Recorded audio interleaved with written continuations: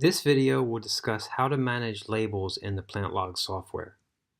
Now, labels are completely an optional feature, but they allow you to further organize the objects that you have set up in the software, as well as to give them more meaning and possibly more functionality. So in order to create and assign labels to various objects, you do need to be an administrator, and you need to sign in to the PlantLog web application using a desktop web browser. So once we've signed in, and given that you are an administrator, you will see this admin menu up here. And if we click on this, you'll notice there is a link for Manage Labels right here. And this is where we will start. This page is where you as an administrator will define the global list of labels that will be available in your site account. In other words, this is where you will be creating the labels that will then get assigned to the various objects within the software that were created in the other administration screens, such as logs, journals, users, and so on. So there are three main components to a label. There is the name of the label, which can be anything you want it to be. There's the color code of the label, which is really just a color you can use to associate multiple labels that are somehow related to each other into the same color, so they're kind of easier to find. And then finally there's the value type. And the value type is the actual type of data that will be applied to that label once it's assigned to an actual object. So to add a label, we will simply come up to the plus button up in the panel bar. We now see the Add Label dialog. The first section is simply putting in the name of the label that you want to create. The second area is label color, where you will simply pick a color code for the label. And then down below it, you'll see value type. And these are all the value types that you can assign to a label. You are required to pick one value type per label. So let's go through these value types real quickly. The first one that is selected right now is called no value. And this is when the name of the label that you've created is sufficient enough. So as an example, if we look over here to the left, you see a label that's colored red, and its name is Fire and Safety. And in this case, it has a value type of no value, meaning that you can assign this label to any object, and you won't be required to put in any additional value for the label, because Fire and Safety is descriptive enough. If you want to mark off your fire extinguishers and maybe your eye washes with this Fire and Safety label, you can do so, and no other information is required. The next value type is numeric value. So this is useful when you want to track numerical information regarding this label. So an example for this could be labor hourly rate. So you could assign the hourly rate of all your users in dollars or whatever currency you use, and that would be a number. So you can track perhaps how long it takes them to do maintenance or perform other tasks now that you're tracking their hourly rate. So that would be a number. The next value type is a text value. And text value is just simply any alphanumeric characters that you want to use. So an example with that would be this bottom one, this purple one that says serial number. Even though a serial number, the name serial number implies only digits, most serial numbers actually have letters in it as well. So if you wanted to track the serial numbers of all the equipment that you are keeping tabs on in PlantLog, you can assign the serial number label to those equipment and then enter the serial number for them. The next one is a date value, and a date value is what you would think. It's assigning a date to that label. And let's see, an example here would be this other purple one called retirement date. So let's just say you have equipment in your facility that needs to be retired after 10 years of use. You can assign the retirement date label to those equipment and then enter in the date that machine should be decommissioned and then replaced. So that's another example. The next value type is URL value, and a URL is basically a web address, and it can point to, in this label, in this instance, you can point it to any web address over the internet, and you can also point it to any document such as a PDF document. So over here on the left is another purple one. You can see it's called documentation, and that has a value type of URL. So what this could be is that if you want to actually have the option for operators to pull up maybe the schematics or the O&M manuals for a piece of equipment, you can assign the documentation label to that equipment and then enter in the URL to that PDF document so that when the operators are in the field, they can actually tap on that label and it will bring up the PDF document for that particular machine type. And then finally is a selection value. And a selection value is much like a selection item in the logs feature of PlantLog. You're simply creating a list of choices to pick from, and when the person assigns this label to a particular object, they will be required to pick one of those selections as the value.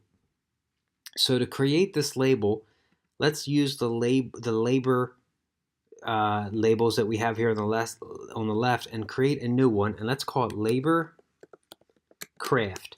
And we're basically going to track what each user and what their craft is in the facility. We're going to assign it the yellow color code because that's what all the other labor labels are using. And we're going to keep it as a selection value. And now we're going to add some selections.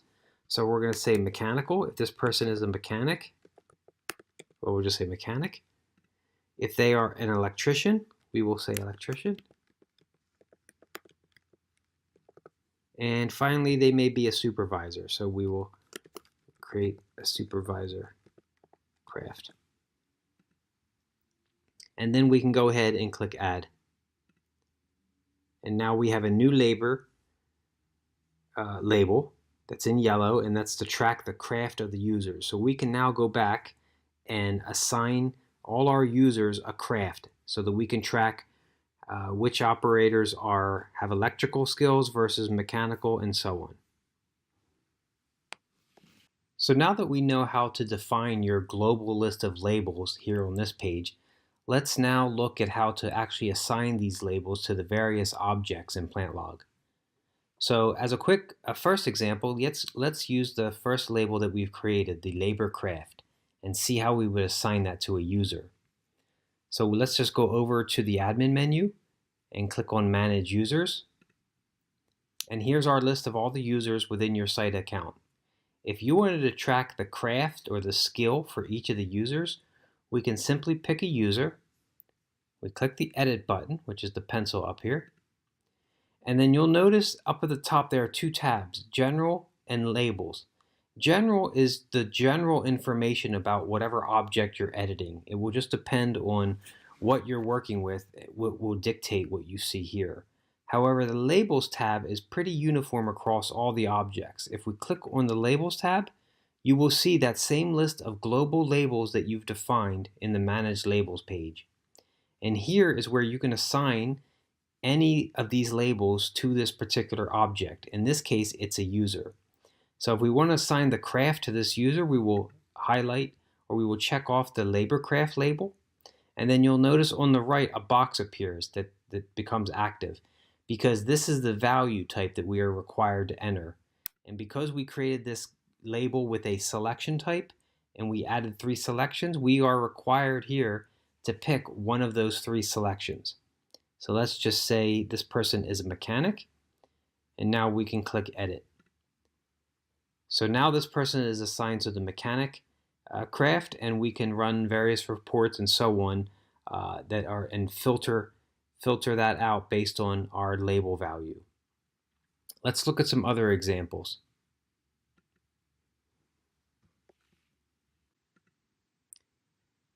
So here on the logs workflow page, you can see the list of groups that were created, and inside these groups will be the logs. And logs, for the most part, are used to track the various equipment within the facility that operator rounds will be done on and so on. So let's just look at one of these logs. Let's say chiller number 1, and let's edit it. And you'll see the same thing as we saw with the users. There's a General tab and a Labels tab. General will pertain to the actual log itself, such as the log name, barcode, and whatever else, the group it's in. But if we come over to the labels, we will have that same screen as we've seen before. So here we can assign different labels to this object that are relevant to it. So if we wanted to associate some documentation, maybe a PDF document, to chiller number 1, we can just check off the documentation label. And then, because it's a URL value type, we can enter in the URL here, and that can link the user to either a web page up on the internet, or it can actually link to a PDF document that's either on the internet or maybe stored in your local network. So this is what we would do here. We can also come down here and assign a retirement date to the chiller. And then because it's a date type, we're required to put in an actual date here. So we can go down the road, in the future, and just pick a date in which this chiller should be decommissioned. Serial number, if you recall, that was a text value type, so we can assign a serial number label to this piece of equipment. And remember, it's alphanumeric, so a serial number could be something like that. So now we're actually assigning a serial number to this piece of equipment. And then we simply hit edit. And now we've assigned that information to chiller number 1. So if we're ever running reports, we can actually look up that information or even filter information based on, say, retirement date, or maybe you want to list equipment based on the serial number or something like that. Also, if we look down here, we have a group called safety equipment. So let's close this, go down to safety equipment. And here in this group down here, we have one called fire extinguishers. Well, if you recall, we had a label called fire and safety. So it would make sense that we would go to each of these logs and edit it, come over to the label, and then assign it the fire and safety label. And remember, the fire and safety label has no value type, or it has a value type of none.